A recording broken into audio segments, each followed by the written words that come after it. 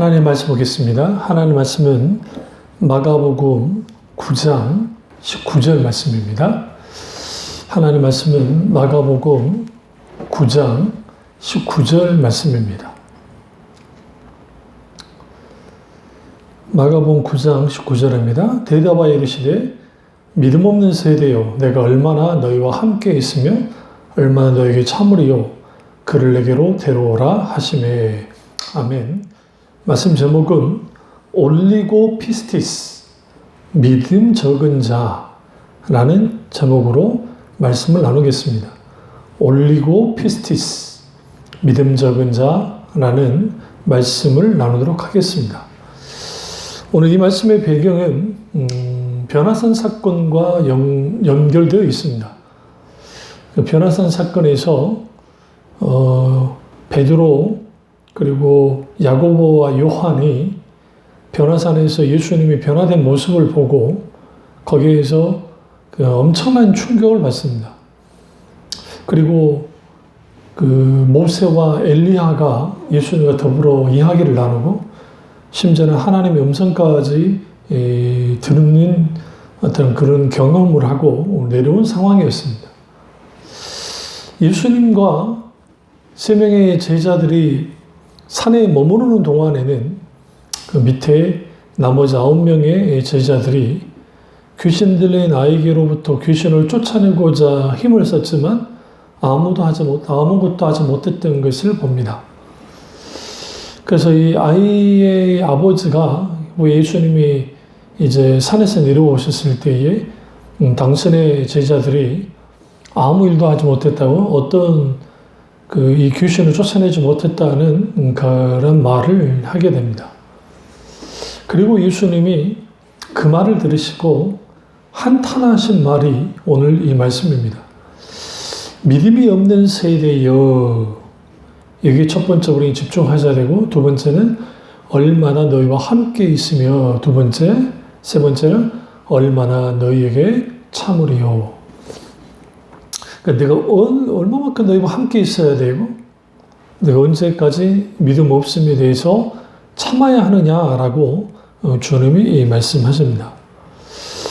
그 폐역한 세대라는 것은 헬라어로 디에스티란멘네 게네아라는 그러한 그 뜻인데, 그러니까 그러한 헬라어인데 그 뜻은 진리를 봐도 깨닫지 못하는 자의 혈통을 포함한 동시대의 모든 사람을 가리키는 말입니다. 그러니까 지금 이 폐역한 세대와 할 때 이 폐역한 세대는 1차적으로는 귀신을 쫓아내지 못한 제자들을 향한 말씀이고 다른 한편에는 간질병을 걸린 그 아버지와 또 예수님을 메시아로 받아들이지 않는 모든 이스라엘 백성들을 포함합니다. 그러니까 제자들이 아직까지 불신앙의 담을 넘지 못하고 진정한 성경에서 말하는 믿음을 갖지 못했던 겁니다. 그래서 예수님은 계속적으로 믿음 없는 자에 대한 말세에 너희 믿음을 보겠느냐라고 말씀했던 것처럼 그 믿음 없음의 문제에 대해서 계속적으로 주님이 말씀하십니다. 그러면 믿음 적은 자, 헬라어로 올리고 피스티스인데 그 뜻은 믿음이 거의 신뢰하지 않는 쉽사리 믿지 않는 신뢰가 부족하냐는 뜻을 갖고 있습니다. 그러니까 우리가 믿음이 적다는 것은 하나님을 거의 신뢰하지 않고 하나님을 쉽게 믿지 않고 하나님에 대한 신뢰가 부족한 것을 말합니다. 우리의 믿음의 범주는 교회에서만 내가 믿음이 있다 그게 아니고 삶의 모든 전 영역이 믿음의 범주 아래 들어가야 됩니다. 그리고 모든 것은 믿음으로 행동하고 믿음으로 반응하고 믿음으로 우리는 한 걸음 한 걸음 나아가야만 합니다. 그러나 구체적으로 예수님이 이제 그 시대의 사람들을 들여다보니까 믿음이 없고 폐역한 세대라고 하시는 거죠. 그러니까 믿음 없음과 폐역함은 같이 가는 거예요. 우리가 믿음이 없으면 폐역하게 됩니다. 그러니까 이 진리를 깨닫지 못하는 그런 자들, 영적으로 무지하고 또 무감각한 사람들, 그들이 폐역한 자들입니다. 그러니까 우리가 이 믿음 없음의 문제가 왜 문제가 생기냐면 믿음 없는 자가 되어지면 배역한 자로서 살게 되고 배역함 속에는 진리를 깨닫지 못할 뿐만 아니라 하나님께 대하여도 무감각하고 무능력한 자가 되기 때문에 그렇습니다. 그래서 믿음이 없다는 말은 단순히 믿음이 적다는 의미가 아니라 믿음이 전혀 없는 불신앙의 상태를 의미합니다. 믿음이 적다는 의미가. 그래서 단순히 적은 믿음을 가졌기 때문에 믿음이 적은 자라는 게 아니라 믿음 자체가 전혀 표출되지 못하는, 믿음 자체가 실제로 역사되지 못하는 말뿐인 믿음, 그것은 결국은 믿음 없음을 의미합니다. 그래서 우리가 그 믿음의 표준은 예수 그리스도를 하나님으로 믿는 것이고 예수님을 길과 진리와 생명으로 믿고 받아들이는 겁니다. 그리고 예수 그리스도께서는 반드시 우리를 구원하시는 구원자실 뿐만 아니라 또 심판주이심을 믿는 것이고 그래서 우리는 결국은 복음을 받아들이지 않고서는 예수님을 받아들일 수 없고 믿을 수 없습니다.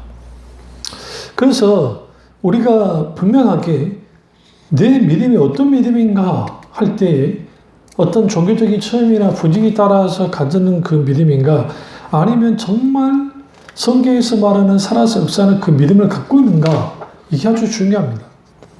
그렇다면 예수는 왜 믿음이 없고 배역한 세대라고 말씀하셨을까요? 이것은 결국은 예수 그리스도를 믿는다고 하는 제자들의 무기력함을 지적하시고 그 시대의 사람들은 별반 다를 바 없다는 것을 분명하게 말씀하고 있습니다. 다시 말하면 믿음이 없고 배역한 세대라는 것은 그러니까 결국은 믿지 않기 때문에 하나님을 믿지 않기 때문에 예수 그리스도를 믿지 않기 때문에 하나님의 기준에서 벗어나 버린 세대라고 주님이 나무라시는 겁니다. 그래서 이것은 결국은 예수님의 제자뿐만 아니라 이스라엘 민족 전체를 의미하고 오늘날 우리를 향한 말씀이기도 합니다. 그래서 믿음 없는 것과 배역한 것은 사실상 동일한 의미로 받아들여도 이거는 상관이 없다고 할 만큼 아주 이게 심각한 겁니다. 앞서 말했듯이 배역하다라는 것, 그것은 진리를 깨닫지 못하고 어떤 무지하고 무능력한 그런 상태인데 사실 이 배역하다는 것은 부패하고 잘못된 길로 빠지고 왜곡되고 종교에서 삐뚤어지고 뒤집혀져 있는 것을 의미합니다. 그러니까 예수님의 제자들 뿐만 아니라 그 시대 이스라엘 백성들을 향해서 너희들은 정상 궤도로부터 하나님의 기준으로부터 벗어나서 뒤집혀진 자들이라고 주님이 책망하시는 겁니다. 그래서 뭘 의미하냐면 믿음이 없어서 잘못된 길로 빠지고 헛된 것을 믿고 있는 것을 의미합니다.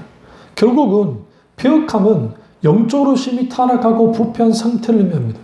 영적으로 타락하고 부패했다는 것은 곧 하나님을 떠난 상태를 의미하는데 여기서 하나님을 떠났다는 것은 이스라엘 백성은 단 한 번도 하나님을 떠난 적이 없어요. 외형적으로 봤을 때는. 그러나 실질적으로 그 중심을 들여다보면 그들은 마음으로부터 하나님을 떠났고 실질적으로도 하나님을 떠난 상태였습니다. 결국 우리가 하나님을 믿지 못하고 불신 상태에 빠지는 것이 곧 하나님을 떠나 있는 상태와 같은 것이고 그 자체가 배역함으로서 나타나는 겁니다. 그래서 배역함은 무서운 죄악이고 치명적인 범죄입니다. 하나님을 떠나서 영적으로 타락한 상태가 배역한 생일에 배역한 상태이기 때문에 그렇습니다. 그래서 여러분 여기에서 우리가 이 배역은 결국은 하나님을 거스리고 버리는 것, 저버리는 것을 의미하기 때문에 우리가 믿음이 없으면 하나님께 대하여 배역할 수밖에 없습니다. 성경을 보시면 성경 전체의 역사를 들여다보면 순종의 역사라기보다는 불순종의 역사에 가깝다고 할 만큼 배역의 연속이었습니다. 아담과 하와가 사탄의 시험을 받을 때 하나님 분명히 먹으면 선악과를 먹으면 정령 죽으리라 했지만 사탄의 옛뱀 마귀라고 하는 그 사탄의 유혹에 빠져서 결코 죽지 않다고 하는 그 말에 빠져서 패역을 저질렀습니다. 믿음 없음을 드러냈습니다. 노아 시대에도 인간의 모든 생각과 계획이 패역했습니다. 심지어는 방주의 타라고 하는 말씀마저 거역함으로 결국 홍수의 심판을 받아 모두가 뭐합니까? 죽임을 당합니다. 물론 방주에 타라는 의미는 방주에 그만하자 어떻게 타게 하겠어요. 그러니까 회개하고 돌이키라고 하는 그런 말씀마저도 거역했다는 거죠. 소돔과 고모라의 회개하라는 말씀을 듣지 않고 폐역했습니다. 이스라엘 광야 백성들과 똑같이 하나님을 대적했습니다. 폐역했습니다. 사사시대 이스라엘 백성들을 폐역했습니다.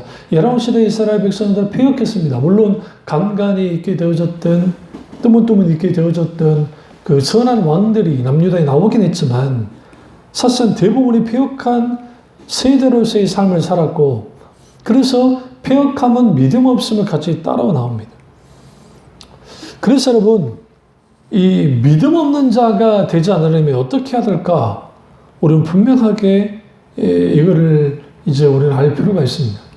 왜 그러냐면 내가 하나님을 믿긴 믿는데 내가 왜 이렇게 폐역이 됐을까? 폐역한 자가 됐을까? 그 이유를 분명히 알아야 되는 거예요. 알아야 고칠 수 있기 때문에 그렇습니다. 첫째로 하나님의 믿음을 가져야 됩니다. 우리가 믿음 적은 자, 믿음 없는 자가 되지 않으려면 우리는 반드시 하나님의 믿음을 가져야 됩니다. 하나님의 믿음은 철저하게 살아서 역사하신 하나님 그분 자체가 믿음의 대상이 되십니다. 결국 예수님이 하나님의 믿음을 가지라고 말씀하신 적이 있었는데 have faith in God, 하나님 안에 있는 믿음을 가져라 했거든요. 그러니까 하나님을 믿으라라고 주님이 표현하실 때 있는 그런 이제 헬라어 원전이나 히브리 그 영어로 보면 have faith in God, 하나님 안에 있는 믿음을 가져라고 말씀하시죠. 우리가 그 하나님 안에 있는 믿음을 가져야 되는데 그 믿음을 가지려면 우리의 믿음은 철저하게 약속을 기반한 말씀을 기반한 인격체신 하나님을 바탕으로 하는 믿음을 가져야 하나님의 믿음을 가질 수 있습니다. 결국 우리는 말씀 가운데서 인격체신 하나님을 만나고 우리가 하나님 살아서 역사하신 하나님을 깊이 묵상하고 그분을 깊이 깨달아 알고 그분과의 친밀한 교제를 나눔 속에서 우리 속에 하나님의 믿음을 갖게 됩니다.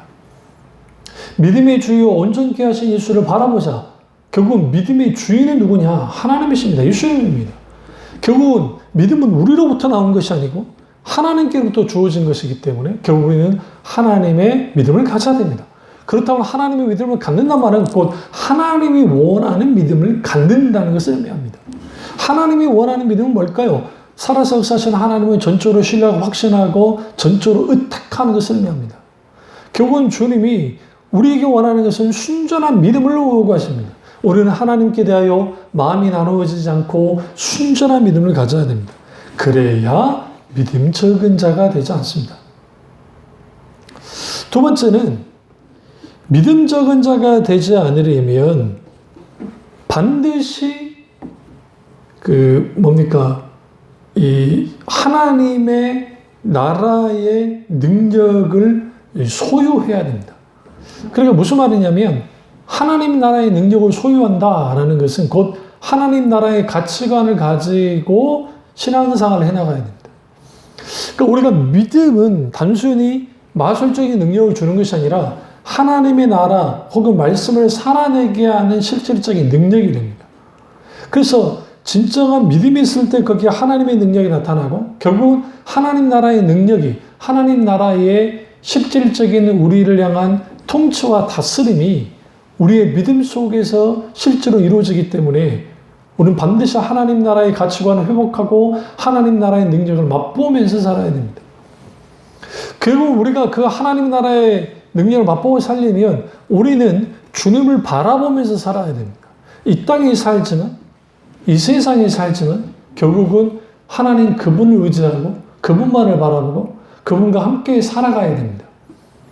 그런데 말만 늘어놓고 별로만 하고 그냥 그럴싸하게 자기들이 어떤 나는 있는 신앙을 가졌어 하고 한다고 해서 되는 것은 아니고 결국은 말뿐인 신앙, 어떤 능력도 나타나지 않는 신앙, 거기에는 당연히 믿음 적음의 문제가 발생될 수밖에 없는 것이죠. 고린도전서 4장 20절에 한번 같이 가겠습니다. 고린도전서 4장 20절입니다. 한번 같이 찾아보시죠. 고린도전서 4장 20절. 하나님의 나라는 말에 있지 아니하고 오직 능력에 있습니다. 그 하나님 나라는 말에 있지 않고 오직 능력이 있는 거예요.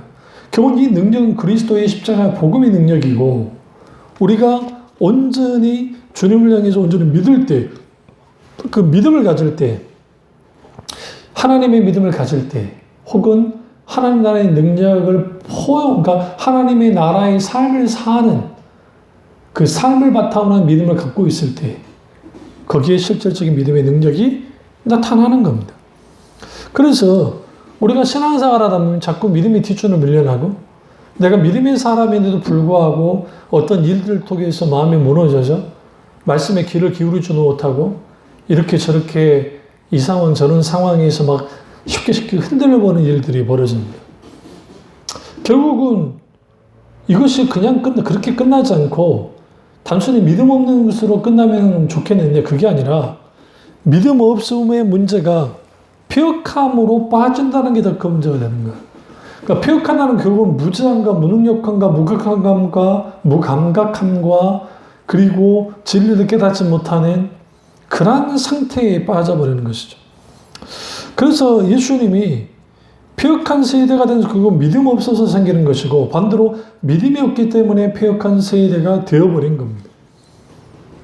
그래서 예수님의 제자들이 우리가 어떻게 왜 지금 이 아이를 고치지 못했습니까? 조용히 물으니까 기도 외에 다른 곳은 이 종류가 나갈 수 없느니라 라고 말씀하시고, 또 다른 그 복음서에서 보면 결국 예수님이 이 질문을 마태복음 10장 19절에 보면 믿음이 적기 때문이다 라고 주님이 말씀하신 겁니다.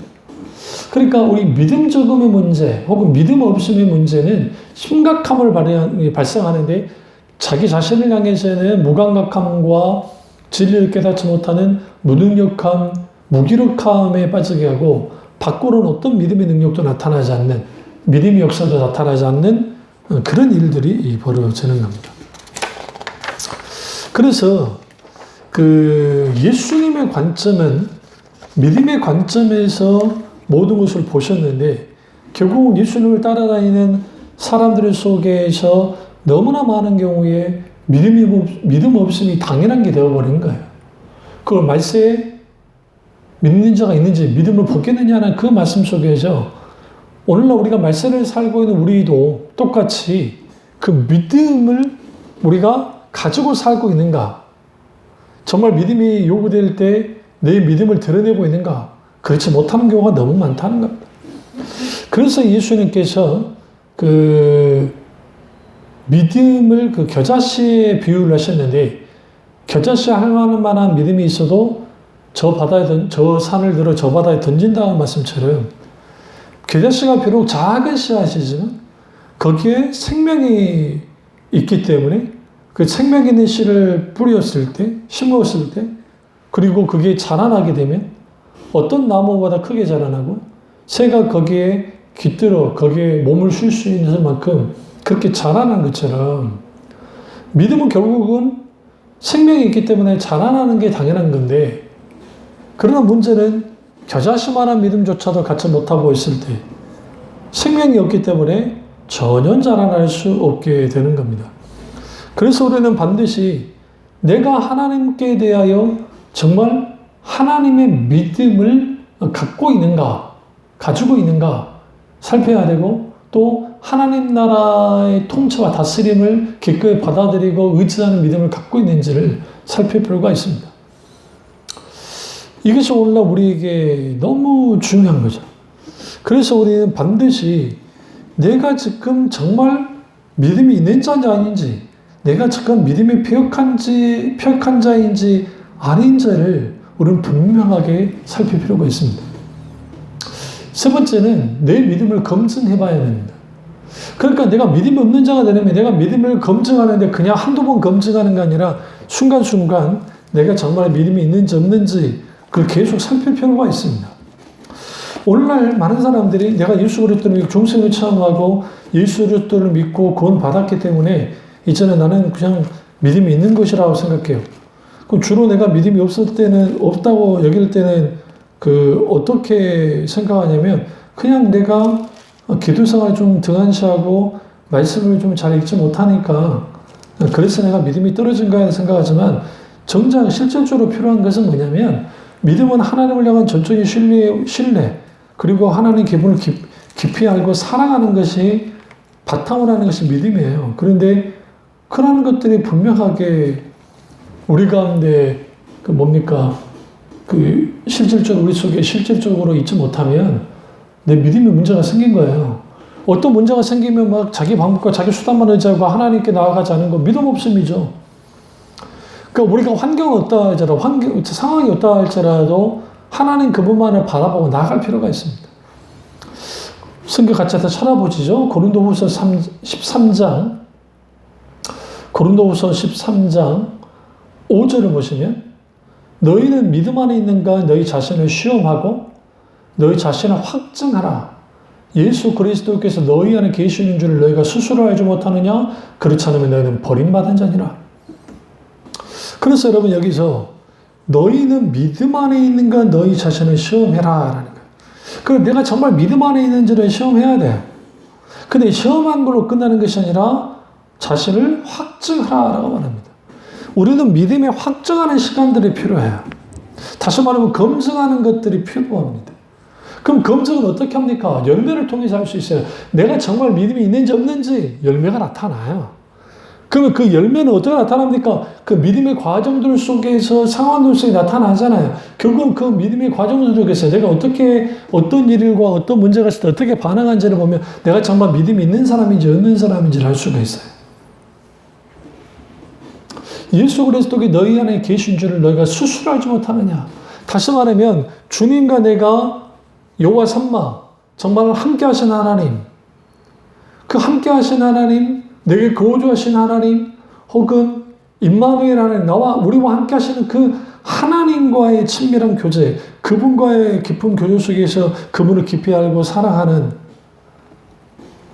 친밀한 교제를 나누는 그런 일들이 없다고 한다면 내 믿음은 사실은 스스로하지 못하는 깨닫지 못 내가 느끼지 못해 그렇지 않으면 버림받았다라는 의미가 단순히 완전히 버림받았다 의미로만 받을 건 아니고 지금 우리가 문제가 된 거예요. 내 믿음이 정말 심각한 문제를 갖고 있다라는 거예요. 그래서 여러분 하나님과 교제가 단절된 신자가 믿음을 갖고 있다는 것은 불가능한 거죠. 기도도 그렇고 묵상도 그렇고 기타인데 신앙의 수단들, 중요한 수단들을 가지고 하나님께 나아가지 못하면.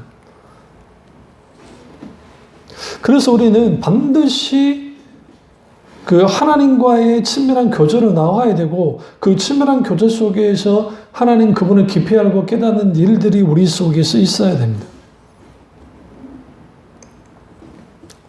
문제는 이 믿음 적음의 문제는 단순히 내가 기도를 적게 해서 뭘 해서 아니요. 기도 아무리 많이 해야 돼요. 태도가 잘못되어 있으면 그런 왜곡된 형태의 또 다른 차원의 불신앙이 나타나는 거예요. 그 예수님의 제자들이 어떻게든 한번 이 아이를 귀신을 쫓아내려고 힘썼지만 그 되지 않은 것이죠. 결국은 쫓는 게 문제가 아니라 예수님이 수많은 피적을 일으키실 때 가장 중요적인 것은 뭐냐면 영혼 구원이고 하나님께 영광을 드리는 거였어요. 결국 예수님이 이제 귀신을 쫓아냅니다. 결국 그 아이는 온전히 뭐합니까? 다시 일어나고 고침을 받습니다. 그리고 이 믿음 없었던 이 아버지가 내게 믿음을 주소서라고 했잖아요. 그런 것처럼 그가 믿음의 사람이 되어집니다. 우리는 때로는 연약해서 내가 전혀 믿음 없는 사람처럼 될 때가 있고 때로는 내가 그럴싸한 믿음이 있는 사람처럼 되는데 그 사람이 믿음이 있느냐 없느냐는 어떻게 알 수 있냐면 어떤 문제나 환난이나 어떤 고난이나 어떤 역경이 다가올 때 거기에 그 사람이 정말 믿음이 있는지 없는지가 드러납니다. 겉보기에는 정말 이 사람이 믿음이 정말 좋은 사람 같은데 예기치 않은 고난이든 문제든 어떤 상황 속에 있게 될 때 거기에 굉장히 이제 흔들려 버리는 겁니다.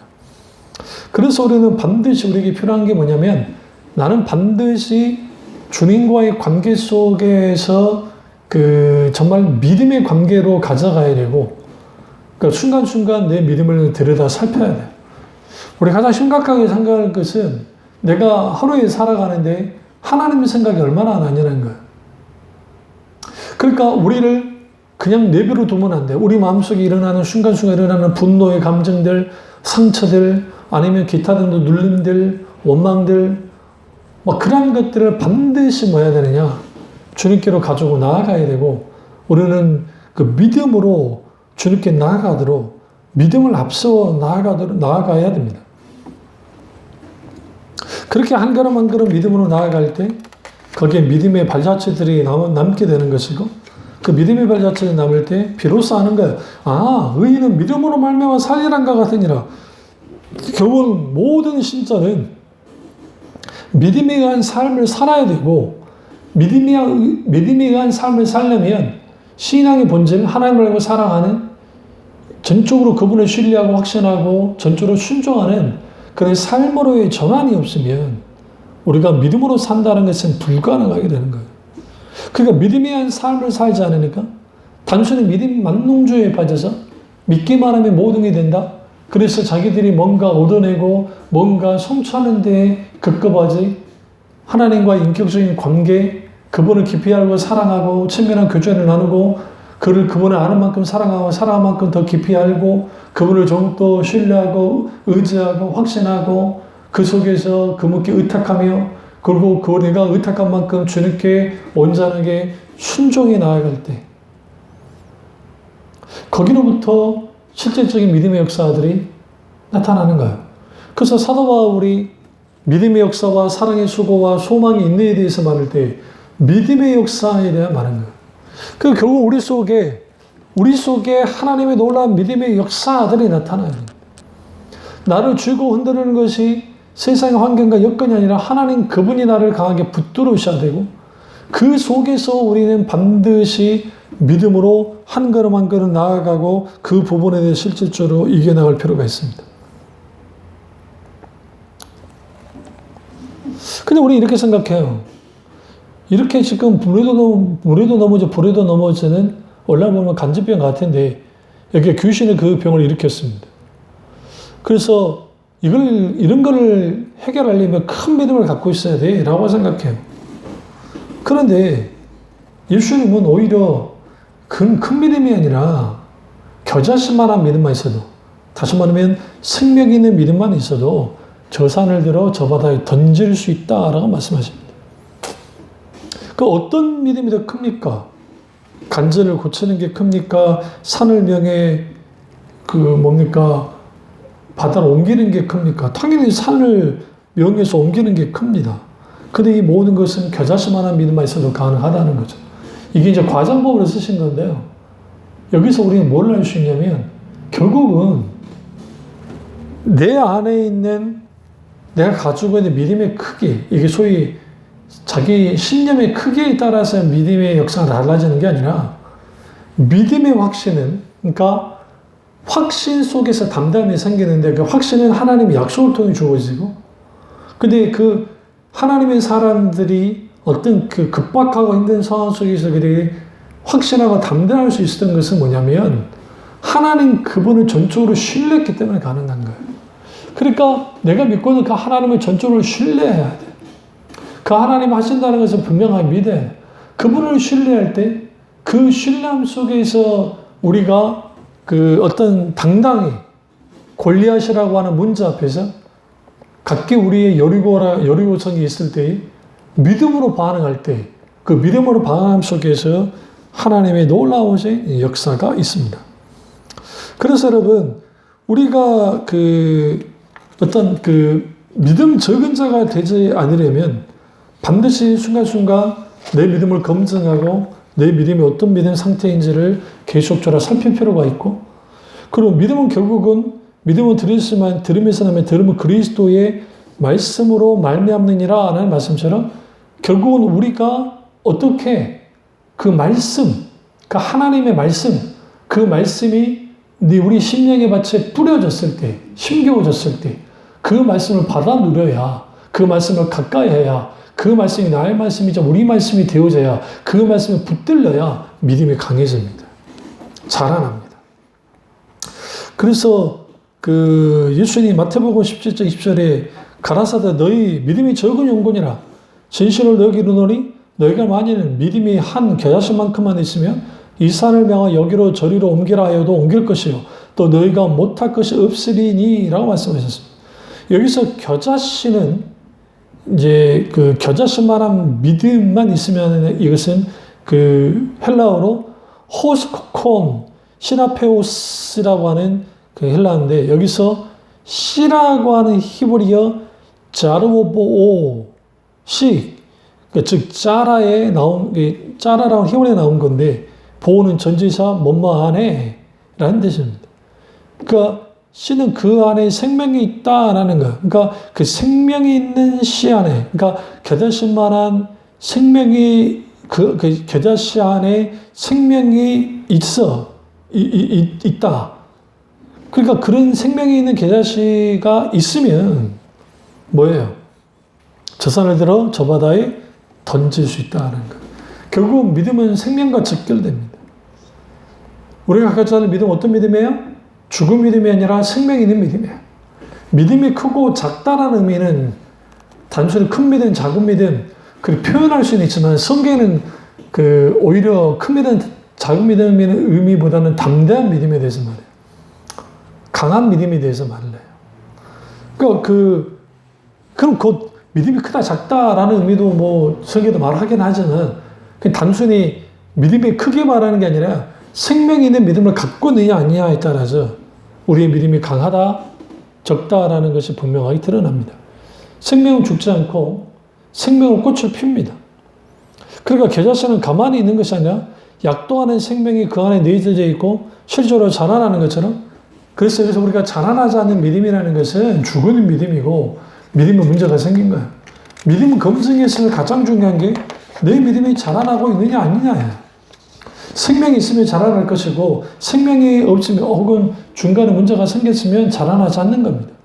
그래서 자라나지 않는 믿음은 이미 병든 믿음이고 건강하지 믿음 정도가 아니라 죽은 믿음이에요.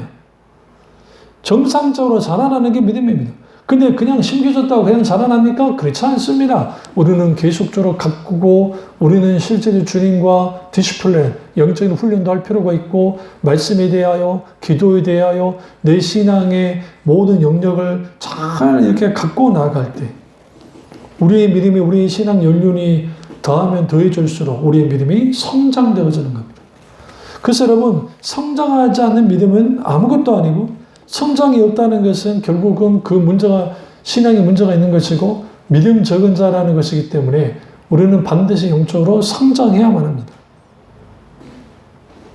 그래서 여기서 아까 예수님이 겨자씨만한 믿음 못할 것이 없느니라 라는 말은 불가능하지 않다라는 의미의 말씀인데 이 말을 오해해서 겨자씨만한 믿음이 있으면 모든 걸 할 수 있다는 단순한 차원의 그것은 아니고 우리 앞에 있는 여러 이 문제들을 있을 때에 하나님이 주신 겨자씨만한 믿음을 갖고 있다고 한다면 결국은 그분이 하나님의 능력으로 이 모든 것들을 해결하시는 거예요.